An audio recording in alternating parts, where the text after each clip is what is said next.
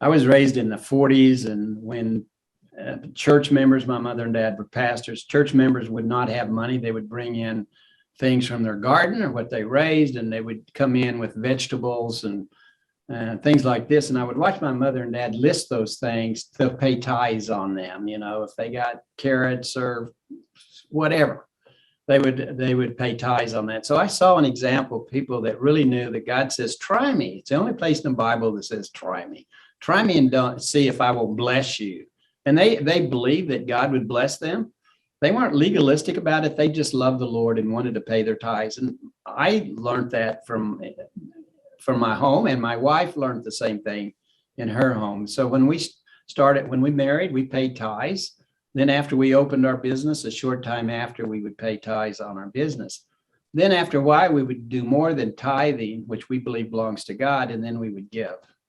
So there got to be a time when I was tithing, and then I was tithing the business, and I was giving more than that. And then I would say, you can't outgive God. And that was one of those other moments in my life that was pivotal, because when I said that, God just said to me, sort of like, it's not so hard to say, is it? You can't outgive God. And I knew that at that moment, he was challenging me to see if I could outgive God. So we came together as a family and said, how do you outgive God? We've got to do it because I think God's challenging us to outgive him.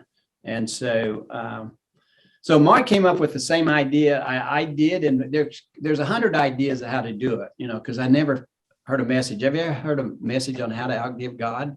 I hadn't. And so we said, well, we're going to give the largest amount we've ever given in our life. And then 6 months later, we're going to double it. And 12 months later, we're going to triple it. And then we're going to, not double it every 6 months, but add that same amount of the largest amount you ever gave. And we looked down the road and we said, the amount of businesses we're doing, we said, in about 3 years, this thing is going to crash. We're not going to be able to do it. That was 22 years ago, and we're ahead of that schedule.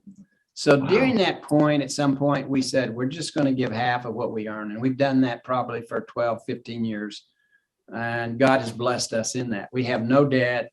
We're very, very successful. And we thank God. And we thank a lot of great people that has helped us to be where we are today. So that's kind of the evolution.